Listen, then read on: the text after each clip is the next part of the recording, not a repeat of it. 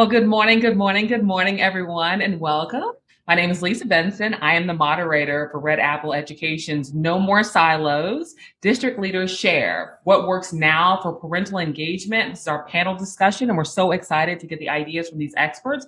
And again, we're so excited to lead this conversation on how to best serve and empower marginalized parents in our school districts around the nation. This is such an important conversation we need to have to best serve our students and, of course, their families. And for those watching, we do want you all to engage. If you have any questions for the panelists, we ask you to add that to the chat, and we will check that chat function and ask the questions to the panelists as we continue the conversation, and definitely by the time we get to the end of our conversation. We have 5 panelists with us this morning. I want to allow everyone a few minutes to talk about themselves. If you would mind introducing yourselves, tell us your name, your title, your school district, how long you've been serving students and families, and why you love it, because I know you love it. So let's go ahead and get started now. We're going to start with Dr. Escalante, if you don't mind, and mic yourself and tell us all about you. Hi, good morning, everyone. First of all, I'm very honored to be here with you today. So I am Dr. Marta Escalante. I am the Executive Director of Family and Community Engagement in Aldin ISD. Aldin is a large district. We have 83 campuses, over 65,000 students. And we are, whenever you travel to Houston and you happen to use the Bush Airport, so the district is right there by the airport. I've been in Aldin for over 26 years, about 26 years. But I want to share with you really quick that I started in Aldin as a parent volunteer when my son was in pre-K. And then the teacher said, hey, why don't you join us to be a paraprofessional? So I was a teacher aide. And then from there, the rest is history. I became a teacher, then a skills specialist, administrator, assistant principal. Now, this is a new department. This is our second year as a family and community engagement department. So it's a lot to do, but I'm really blessed to be here with you today. And now we would like to welcome Dr. Montez McNeil. Same thing. Tell us all about yourself. Good morning. I'm on the East Coast. I am working in a school district called the Needham Public Schools. Right now, I spent 25 years working in Boston as a teacher, director of science, vice principal, and also as an instructional superintendent for the Boston Public Schools, supervising 18, 30 schools, depending on what was happening in the district. And then I left the Boston Public Schools and joined the Needham Public Schools as the assistant superintendent for HR. Some of those reasons were personal, some of them professional, and I have really enjoyed coming to the Needham Public Schools, where I've had the opportunity to really see sitting superintendent, a long-standing sitting superintendent, work collaboratively with the school committee, as well as with our association, which is our teachers union. So I've been fortunate to work here for the last 3.5 years.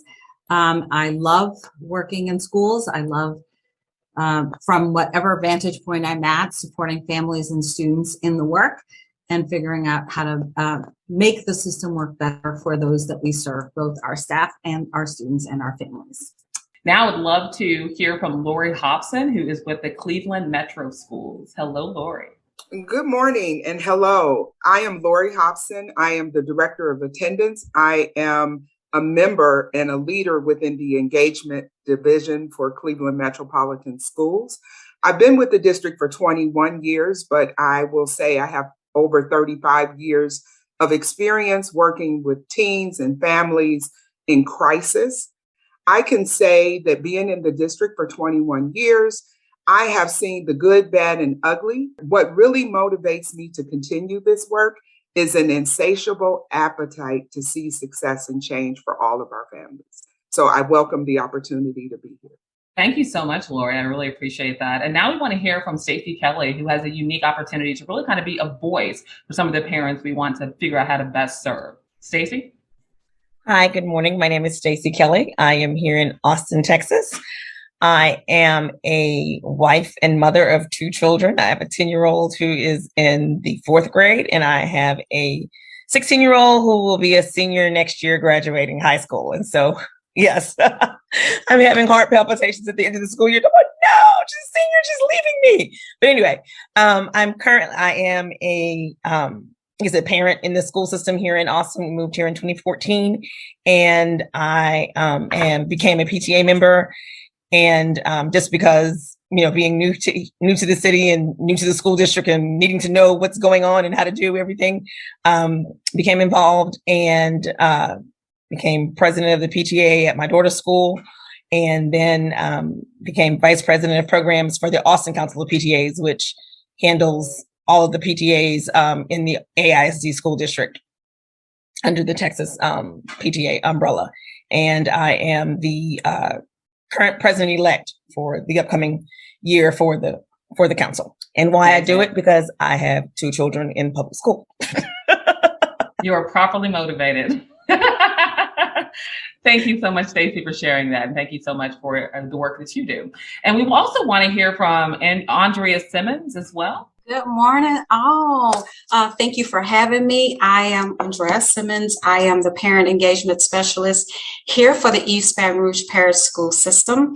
I have not always worked in the school district. I came from the corporate world, working in the human services field. So I did that for a while.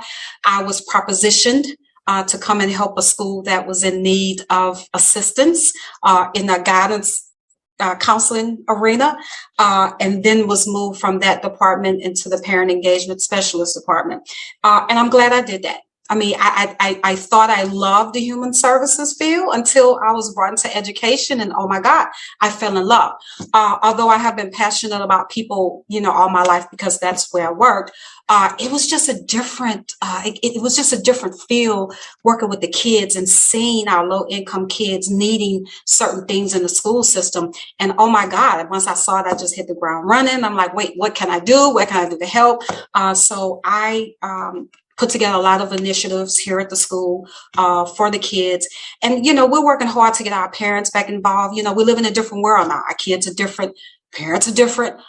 So, I mean, we need all the help that we can get to get our families and our parents back involved with our kids. So I'm just so glad that Dr. Turner, we had the opportunity to meet and she brought me into this, and I love what she's doing. So I'm excited. So that's my story. Again, thank you so much for sharing that. And of course, last but not least, we want to hear from Dr. Kia Turtle. Hey, friends. For anybody who's watching this and we have not met, okay, shame on us. We need to have a conversation. But I'm Dr. Kia Turner. I'm CEO of Red Apple Education. And essentially, we work to increase marginalized parent engagement at schools. So specifically, we are looking to boost the involvement of Black and Brown parents of students who have special needs, multilingual families, those groups that typically get left out when we think of parent involvement. Red Apple is committed to increasing their visibility and raising their voice for the betterment of all students. Why do I continue? Because somebody should have helped my mother get more involved. And I think that she would have liked that and I could have benefited as a student.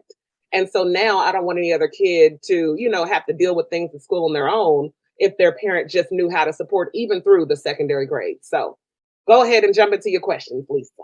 Awesome. Thank you so much, Dr. Turner. So yeah, let's get started. The first question I'm going to pose is going to go to Stacey Kelly. Uh-oh. Unmic yourself. What do families need from their school districts that we haven't given them yet? And while I want Stacey to open the question, I really welcome everyone to answer the question, because again, we really want to figure out what are these factors again. Okay. So it's not something that they necessarily per se have not given. They think they've given it. So I'm going to say communication is the first thing, open communication. I think that a lot of lot of barriers to it. I don't think that in a lot of ways it's as effective or as clear as it needs to be. And it's not always easy accessibility. I think, making the communication immediately available, open and accessible, and easy to understand and access. I would, if I may, Lisa, just a little background so you can understand the context of my response. Cleveland is 100% impoverished. We have 106 brick and mortar buildings. We spread over a 22-mile radius of the city, and our enrollment is only approximately 36,000 students. What I've come to realize in post-pandemic, or as we continue to recover in pandemic America, I see that we really don't provide supportive relationships and conversations. And what I mean by that, we don't provide them so that we reach the 4 parents who need them most. We have the easy parent, the old school parent, the new parent, and the difficult parent. And anytime you fail the difficult parent, that's your reputation at stake. The easy parent is engaged and involved. The old school parent gets it, may not put in as much time, but they know how to call and phone a friend to figure out what they don't know. The new school parent is the presto ready, is the parent who has been exposed to social media, doesn't require a lot of attention or time. The difficult parent is a parent who has suffered trauma, who doesn't trust, who doesn't have good relationship skills. It's the parent who's most misrepresented and most misinterpreted. And that's the parent that we have to win. I love that. We have to win the difficult parents. Thank you so much for sharing that. Who else would like to answer that question? Yeah. In addition to what you have shared, which I totally agree with you, I was reflecting just now about what we haven't given to parents. And when I started this position 2 years ago, this is a new department. The district didn't have a family community engagement department. And my dream was, I want families to have a food pantry and a clinic. And it was about giving, giving, giving. But throughout these 2 years, I have learned, as they say, live and learn, that it's not just about giving. It's like when they say, don't give them the fish, but teach them how to fish. So I think that we need to evolve from being just providers, giving resources and giving, which is needed. I'm not saying that the food is needed, the clothing is needed, but if we provide them with the good education, and we have done that in the past. I know all campuses, they do training, and they do a training on this, a training on that, but the problem is with being consistent. So we're going to be training the parents. We have to be consistent about, we're going to do like an in-depth training. And it is not going to be a training anymore. It's going to be more like a class, like a course. And so I think that's what we need to be more focused on, how we're providing this education to parents. Teach them to fish and not just give them the fish. Thank you so much, Dr. Escalante. And I think that runs right in line with what was just said in regards to having supportive relationships with our parents as well. So thank you so much for sharing that. Who else? And all that ties back to the communication factor, mm-hmm. because again, in order to have, effective communication to get to reach all those, especially the difficult parent, because the difficult parent is more in number, but is very underrepresented. And so again, that's where it all falls back to communication.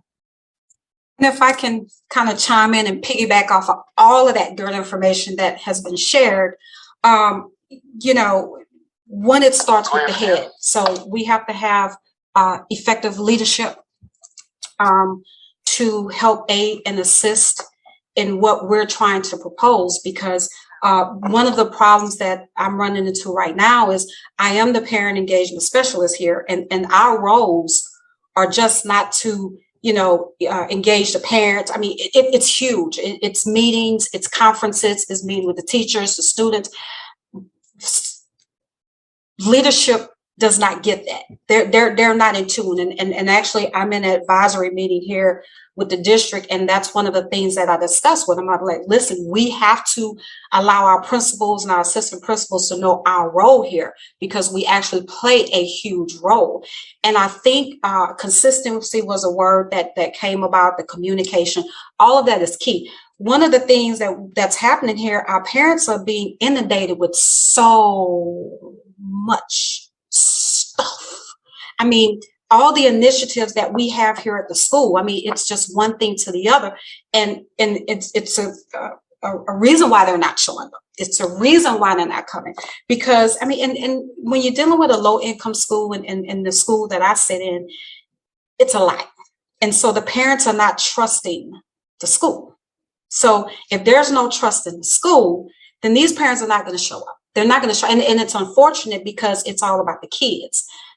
But, they're not here. They're not one to come. They're not one to participate. And I throw a lot of initiatives. And if I don't serve food or give away prizes, they're not coming at all. And so that's what we have to change, because a lot of these kids come here and they need that parental involvement and it's just not there. So that's the big question. How do we get those families back in to our schools? So it's a lot. It's a broad. This conversation can go on forever and ever and ever, but we just have to narrow down what works and what's going to get these parents back in these schools, so our kids can understand that there are people that their parents are interested. They want to come. They want to participate. And it's the high school level is the worst. Okay, because you have your elementary school kids, they're gonna come, they're gonna show up. But your middle school and your high schoolers is what probably I know here in East Baton Rouge Parish that we need to work on. Well, Thank I you so much. appreciate all of you. I'm sorry, Lisa. I just want to say this because all of it ties together, like you all said. Literally, it's communication. Come on. It is access, right? And a lot of us fall down there. What do we do if we don't all speak the same language, or we don't all have the same ethnic or cultural background, right? And then I would say the missing thing for me is community. We always think about kids needing a sense of community, but so do parents. Like, it's awkward talking to other people that you don't know. You're like, I want to be involved here, but I don't know anybody, And so parents need the opportunity to build community with one another. And, Andrea, like you said, if I have to bring some ribs, okay, which is what she brought, y'all listen, I went to Andrea's event. She had all kind of food and gave away TVs. It was crazy. But if you have to do all that, at least the parents there felt like, oh, here's a chance for me to get in front of some other parents. So that's all. I'm just like, that's good.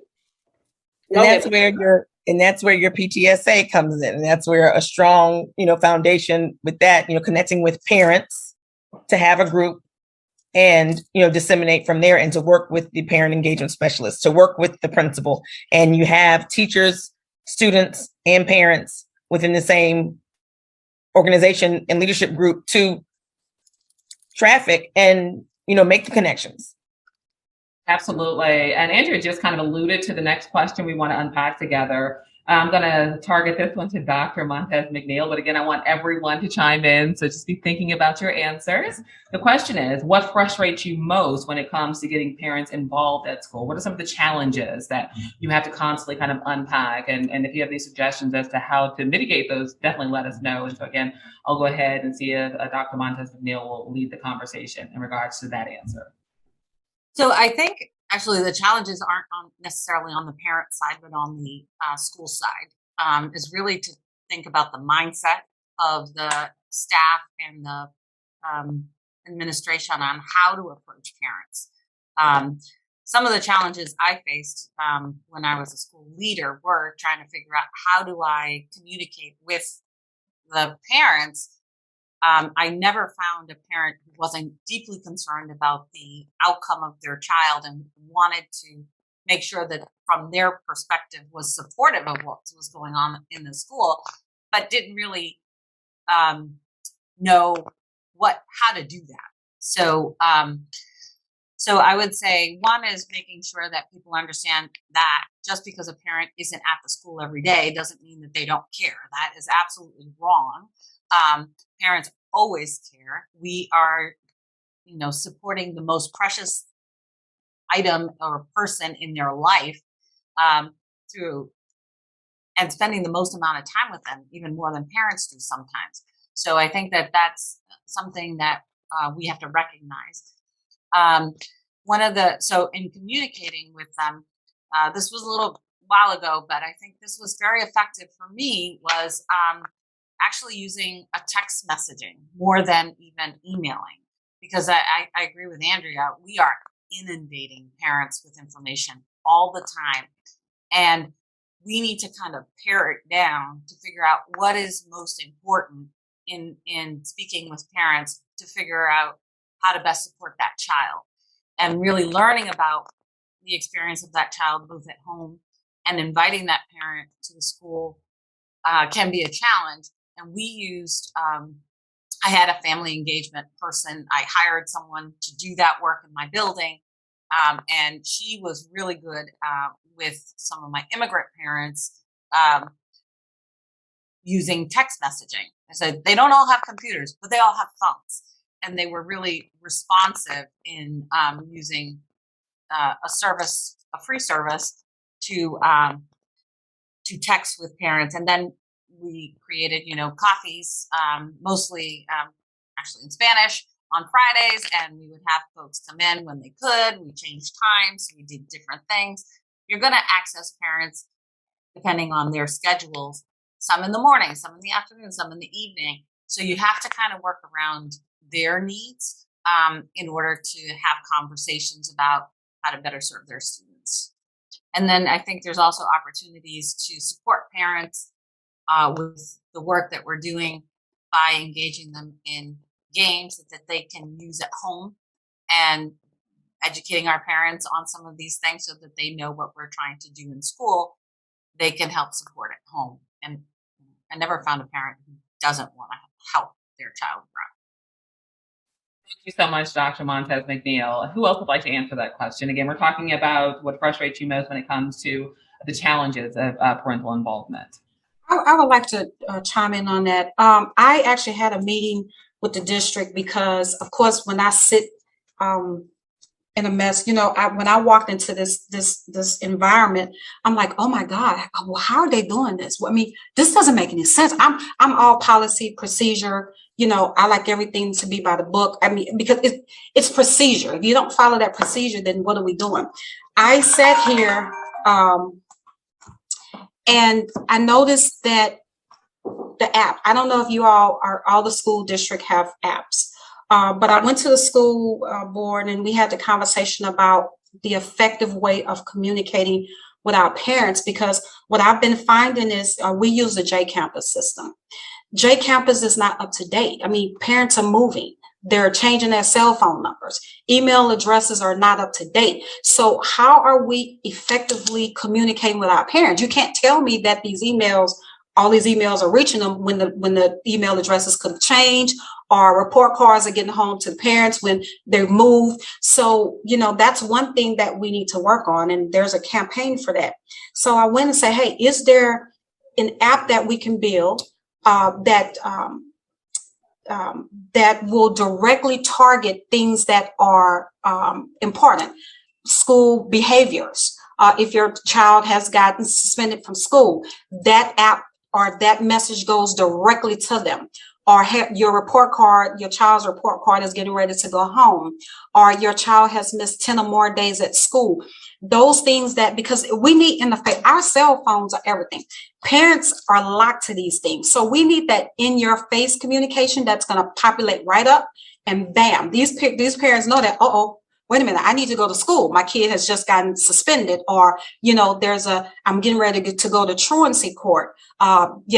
So that's one of the things that I encounter here, because, we don't have correct information to be able to reach half the parents that we have. So that's another thing that makes it really hard for a parent, a specialist like myself, to reach those parents. So, social media, yes, we use all of that, but the messages are not being sent across. And that is frustrating, because I'm passionate. I am passionate about what I do. These kids matter. And so when we can't reach those parents, that's a tough thing for us. I think that's something, that we need to work more on, is the communication. Of course, it always goes back to that, first and foremost. Awesome. Thank you so much for sharing that. And now I'd love for you all to chime in on this as well collectively. How did COVID really impact your district's approach to parental engagement? Because we changed so much in these last couple of years, from, of course, expecting our kids to be in the seats every day, to we went to online learning, then we went to hybrid learning, and now there are districts who still have hybrid, and there's some districts that are still 100% obviously in the seats. And talk to me about how your district was impacted by that, the level of parental engagement in that space, and kind of what are you hoping as we move into even the next school year, to where COVID will, in theory, we hope, be completely behind us, but that parental connection, was it improved, or was there more disconnect because of the option of the online schooling versus the hybrid versus the in-seat? What are your thoughts? I think that COVID exposed the cracks that we knew that were already there. Come on. And then, I mean, just created even bigger fissures. Here in Austin, you'd be surprised at the lack of free internet and the lack of connectivity within the internet. We have Google, we have South Facebook, by Southwest Austin, not Tech Hub Austin. Exactly. And a lot of the students in the areas within your Austin ISD and outside of that, Del Valley ISD, Round Rock, etc., their internet connections are horrible. You then have families that don't have internet. All they have is the smartphone with one data plan. And now you've got everybody at home trying to share a phone and try to share the data plan. Didn't work.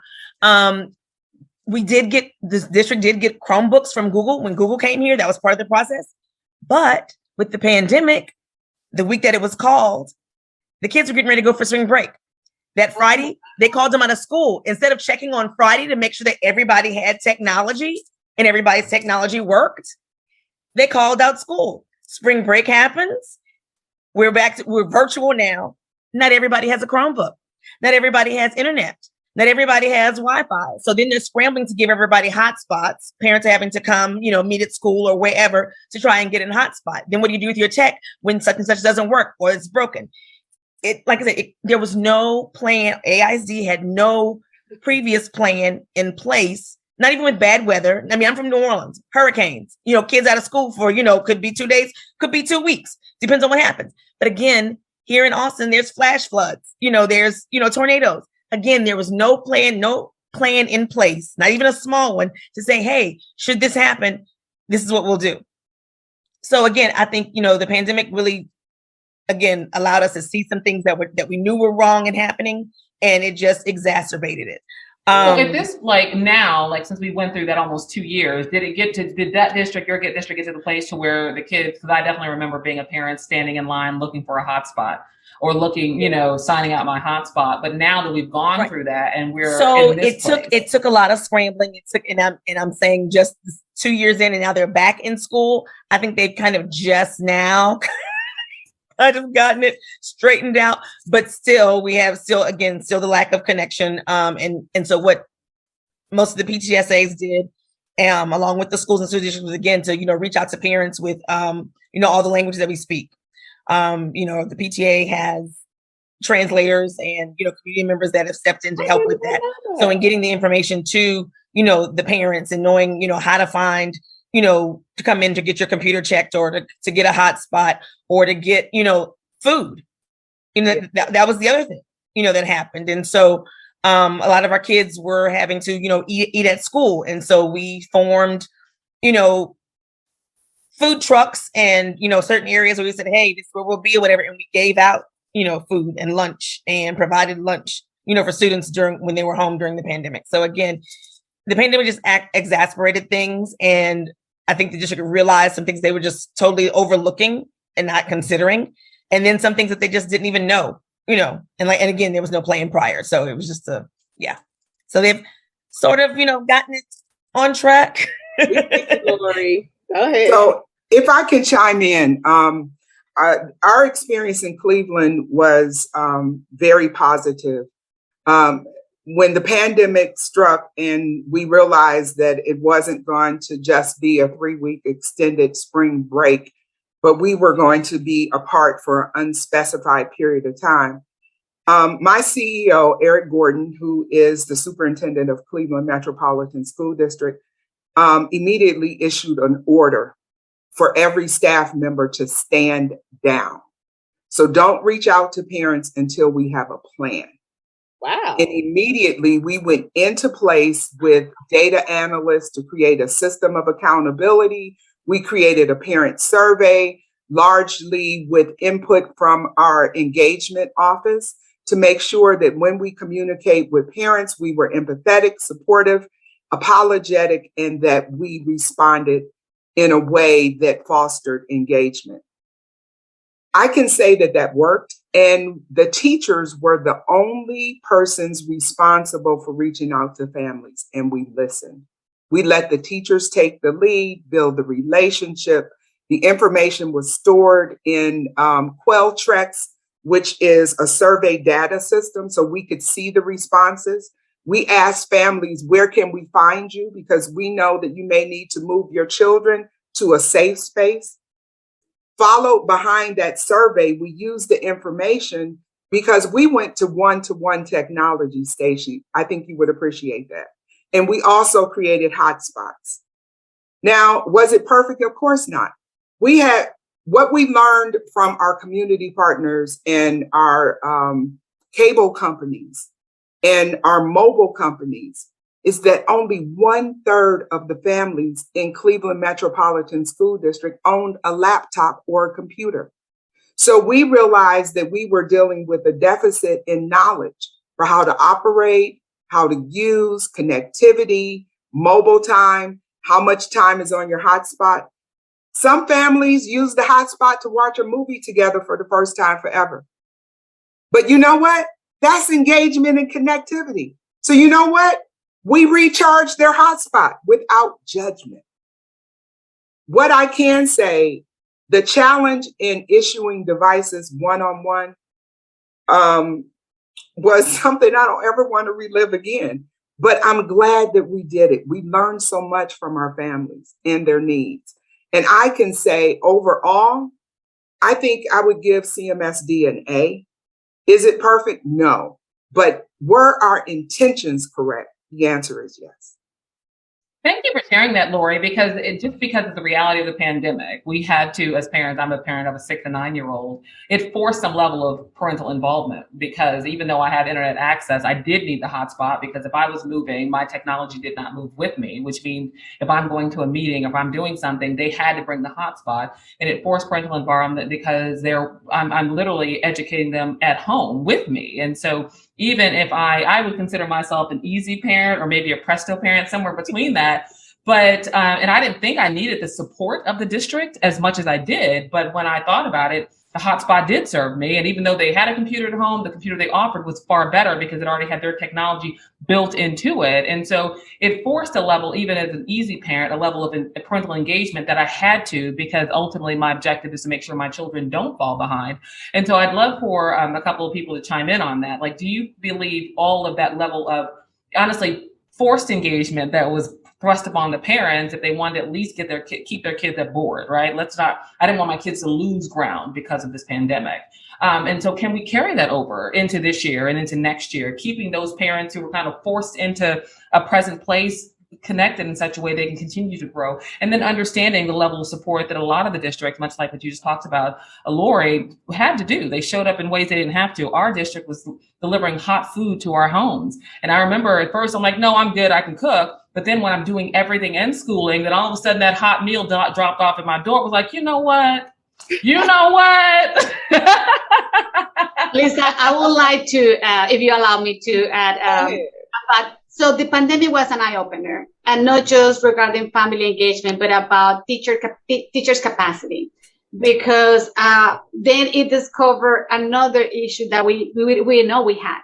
Many teachers didn't know technology. They were so used to the old teaching style, the board, markers, paper, pencil. So when they were forced to do this teaching on learning, of course, then that opened another issue that we had. It was teacher capacity. They weren't ready to survive those technology lessons or online lessons. And of course, the parents as well, that we didn't have, similar to what you have shared, not computers at home. They had phones. Some didn't even have a cell phone, or the numbers weren't updated. I think the district did a good job about trying to provide resources. We also had meals to the families. We even printed paper copies, and we were outside the buildings distributing homework packets. But it was just trying to, alleviate the issue. But the parents didn't know the homework, and then everything needed to be done in English and Spanish. But as they said, live and learn. What we realized it was that teachers needed training as much as parents needed the training as well. There you go. Come on.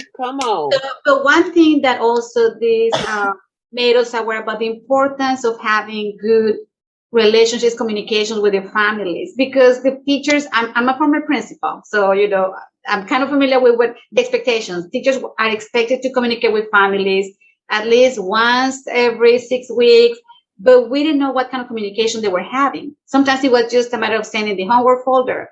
But through the pandemic, they needed to call the parents one-on-one, ask how they were doing. So the teachers we created task forces, and similar to what Lori mentioned, teachers needed to communicate with families and ask, how are you doing? What do you need? That really helped. So somehow the pandemic, that's something good that came out of the pandemic. Those relationships with the families, those bonds got stronger. And even one of the principals shared with me, Martha, I have more parents attending these virtual meetings than the ones that I had when I did it in person. And she said, now we have hundreds of parents that they log in, one, because they needed the information, but also because it was the flexibility. They didn't need to be there in person. They could do it from home. If they have younger children, they need to look for babysitters. So what I have learned now is that because we offer the Family and Community University, and we offer it in person, virtual, or some of them are like pre-recorded. And we have seen how most of the families, they rather do it virtually than in person. So this pandemic has taught us how we can continue working and operating and even evolving into a more convenient way to communicate with families. And this is virtually. So that's, I'm going to ask you a question about what you just said. Okay. And it could be me. Okay. This is me saying this could totally be me. I felt like during the pandemic, and thank you, Lisa, for pushing on that, but during the pandemic, we built these closer relationships with parents, right? Absolutely. I mean, we were basically in their lives. We're like providing you some food, we passing out homework for the babies, checking on your kids. But when we went to hybrid and even back to in-person learning, I feel like literally all that stuff fell apart.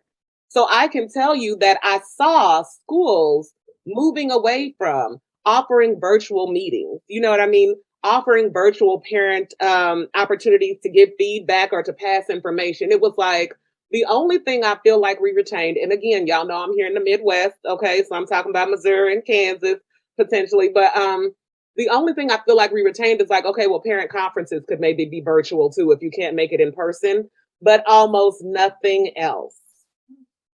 And so do you see in your district or any of you where that sense of community, we're in it together, let's provide multiple ways for you to be involved, is that still a thing where you are? Because I haven't seen it, friends. Well, here in Austin, we have pushed it and we have stressed it and they've allowed it to still be a thing, especially as far as PTSA is concerned, and meeting with teachers in our district. The parent-teacher meetings have all been done virtually. I mean, we just it's almost like now they're barely letting parents in school now since they dropped the mandates. And so, but then that's the other part now too, because now it feels like it's like being policed. You can't just come onto campus. You have to call first. You have to make an appointment. You can't come in. You can only come to the door. So Yes. it's a funny thing. It's a funny thing. It's a very funny thing. And we just had an incident where there's a field trip coming up and they've gone, because of virtual and everything, they've gone to another system and how they process parents for attending as a chaperone. There's a background check. There's all these things, whatever. And so now it's harder. It's made it harder for parents that, don't speak English or that are undocumented to feel secure and safe to come to the school or to volunteer, because now there's this background check that you have to do online. Then when you go online to do it with the system they're using, it initially comes across and asks you for a donation of $20 minimum to participate and process. But if you read further in various fine print, you can see that you can bypass that to go ahead and complete your application. But if you're not, again, technologically savvy, not fully proficient, in the language, you'll stop right there and be like, well, I have to pay to volunteer. I have to pay to chaperone. Right. And that'll throw you off the system. So we just had a big, I just had a big write up and call about that yesterday with the district. But so it's good and bad. Like some things are still leaving virtual, but, in some ways they're still keeping, everybody at bay, and it's still, the outs of it. Awesome. Well, thank you so much. Go ahead. I'm sorry, Lisa, I just think that there's a population that we're really not lifting and doing due diligence, and that's our high school students. And I think to Stacy's point, what we learned, the greatest takeaway, our high school students had an experience of engaging in online instruction and at the same time being able to work and provide and support their families and households. They were able to step up in a way that gave them self-esteem and purpose so that their elders did not have to be exposed to the pandemic. And we don't want to underappreciate what they have experienced, but knowing that you no longer have to occupy space and time in order to meet a graduation requirement is a bell that we can't unring. And so to Dr. Turner's point, if we don't capitalize and move into 21st century, embracing that online technology, we stand to lose an entire generation. So in Cleveland and in Ohio, we're beginning those conversations about what does it mean to be a school without walls? How do we change our policies? And to Stacy's point, and how do we change our policies so that we're considerate that every student doesn't need to sit in front of a classroom for 6 hours to meet the requirement? And so how do we create accountability within that new system so that students can receive credit for working, so that it becomes part of their portfolio as a graduate? So those are some of the takeaways that we need to consider. Thank you. I think that's going to be a. I think, and I can only speak for my district. I think virtual for our kids was a loss. It was, our kids did not learn virtually because the parents couldn't help them.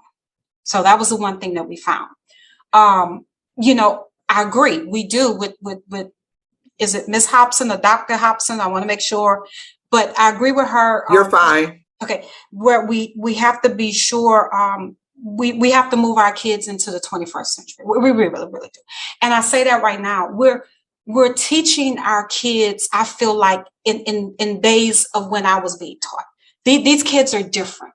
Their attention span is probably real short.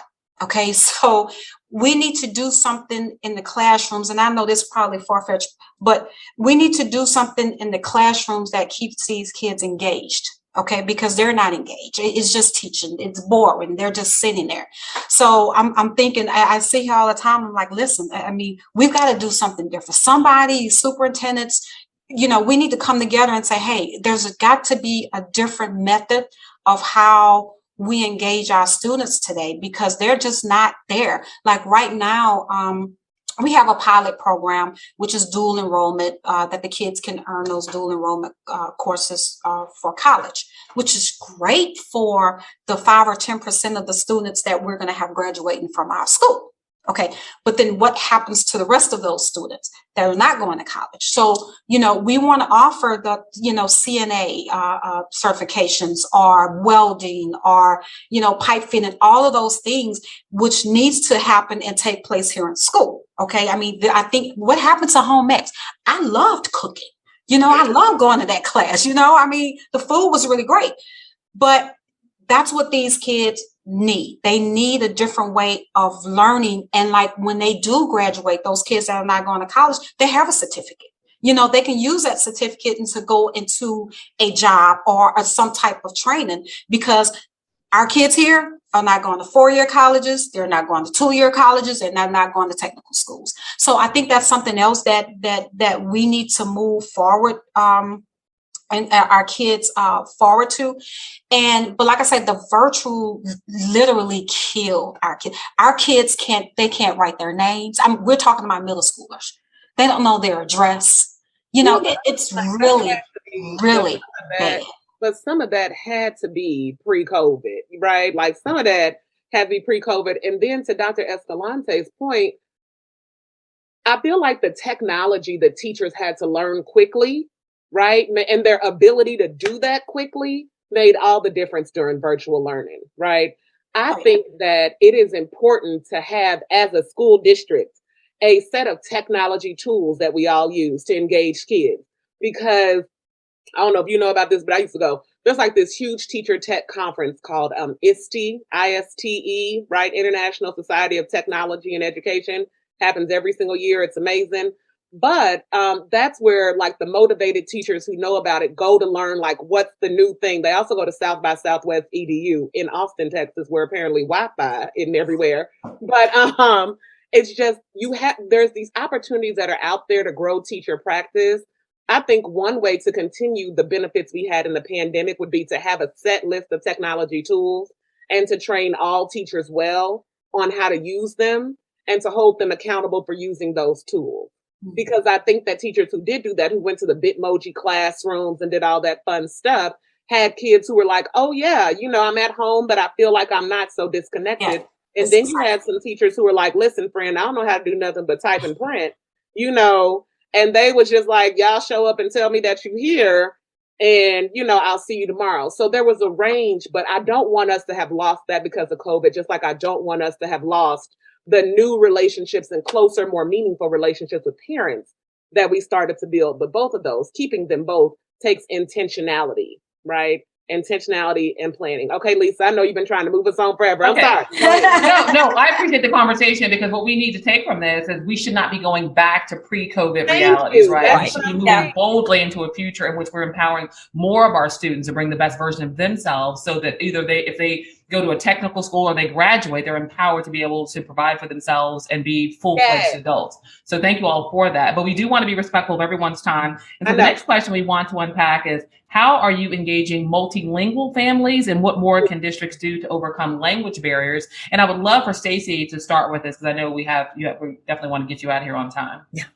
Okay. So like I said, being in here in Austin, there's a large Latinx Hispanic community. And so Spanish is, the second largest language here, if not the first.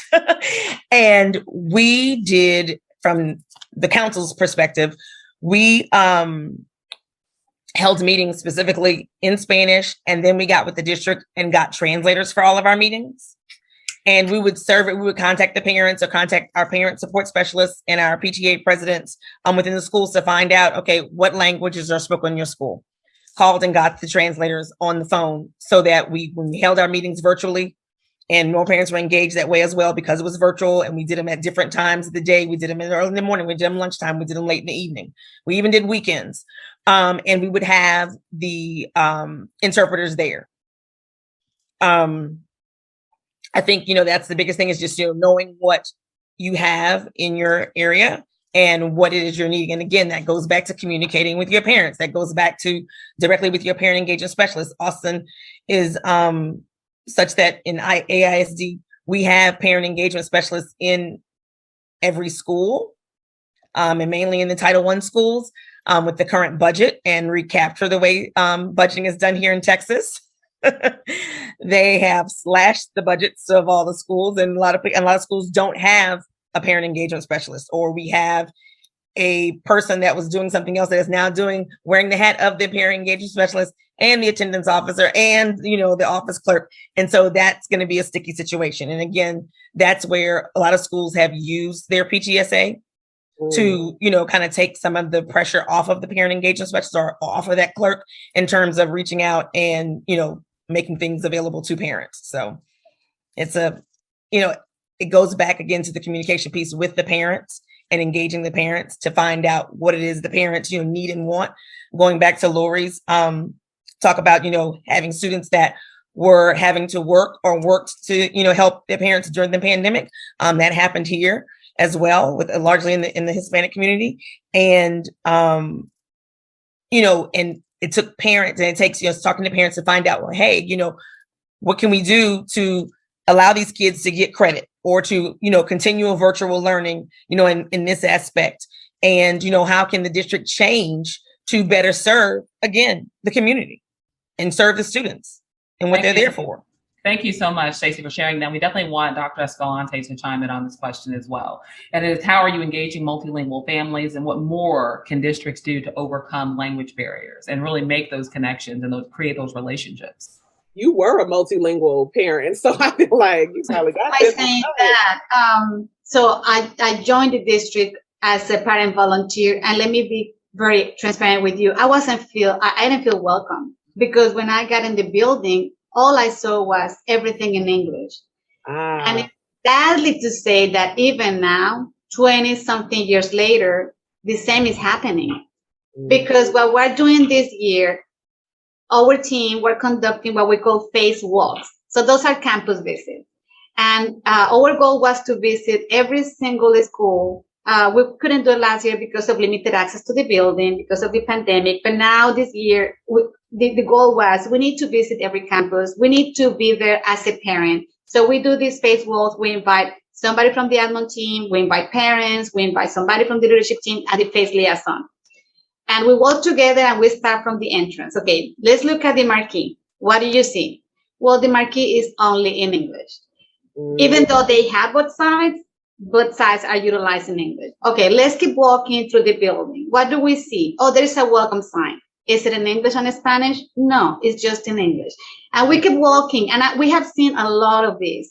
So these phase walks are helping us to make a diagnostics, to collect data and see what are the areas that we need to improve.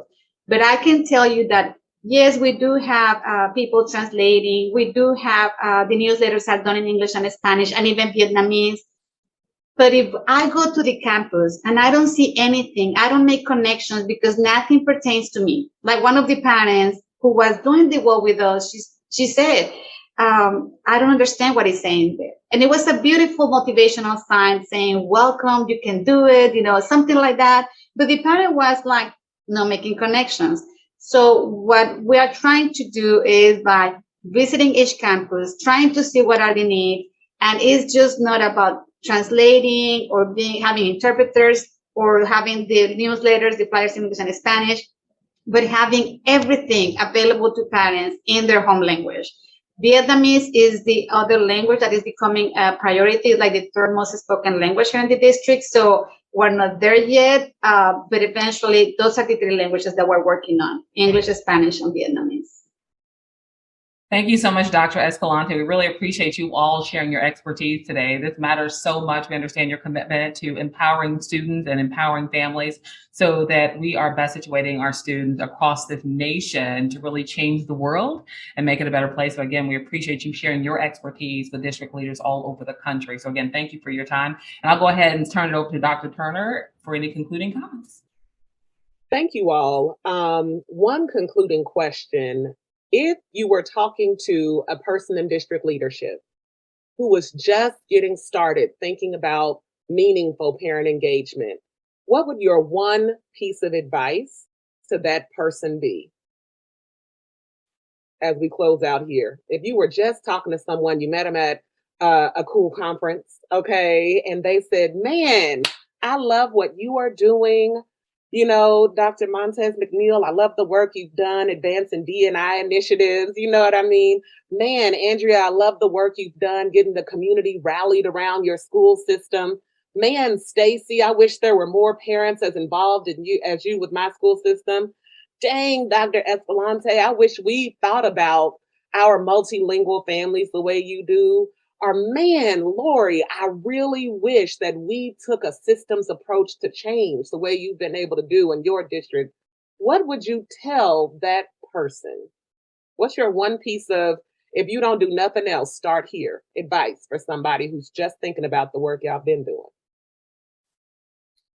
I guess my advice would be, you have to, if the parents aren't coming to your building, then you need to go to the parents. So that's it. You have to go out there. You have to find them in their churches, in their communities, in their playgrounds, and put yourself out there to find them so that you can learn about what their needs are and how to engage them. Definitely. I love that. So key. Thank you for sharing that. Honest inquiry and communication with the parents. And again, that going to them, finding them. That again, that's the basic foundation of communication. That's where the trust begins. Thank you for that. I agree. I think my one takeaway or advice to a new administrator would be, whatever you do to get a parent to the school is not engagement. Ooh. Engagement begins once you enter the door, and it has to be intentional every day. So you need to plan for 3 tiers of communication. For the easy and the old school parent, for the new parent, and most definitely for the difficult parent, you need a 3-tiered approach that allows you to build positive connections and relationships. And it takes time. Yeah. Thank you for that. That is so true. And I love recognizing that all parents aren't one and the same. My thought process is having a roundtable discussion. There has to be a sit down with our superintendent, with our principals, with our teachers, with our counselors, with our parent engagement specialists, and with our parents. That's where it starts, because we all need to come together to try and make sense of what's going to bring our parents back into the schools. Once we have that discussion, then now we can have a plan, because I'm a problem solver. I see it and I want to solve it. So if we can find out a way that we can actually come together, whatever that might be, and get our parents back involved, I think that's going to be the first important thing. But we need to understand why first they're not involved. And once we understand why they're not involved, why they're not engaged, now we can work on how we can fix that problem. I hear you saying set a collective vision for what parent engagement looks like. That's what that sounds like to me. And that's amazing. Yes, yes. Stacey said not just lip service. Okay, Dr. Escalante. So which I've been giving this piece of advice to new principals. So what I tell them is, when you said that you're opening the doors to the families, say what you mean and mean what you say. Not just say that I'm opening the doors. And I also add, because you are the role model. Because if you say that you're opening the doors, but then when the families come, you are busy and you are like, oh, you close the door of your office. So you are not being a role model, and teachers are watching you. And you may say whatever, but if they don't see you doing it, they're not going to do it. So that's my piece of advice that I give to new leaders. Thank you all so much. I know we're a little bit over. I appreciate all of you. I will follow up with all of you. You have been amazing. Thank you a lot for all that you are giving to kids. This isn't easy work, but it's worth it. And we appreciate each one of you. Y'all have a good day. I'll talk to y'all later. Absolutely. Enjoy the rest of your day. Thank you, ladies. Fantastic.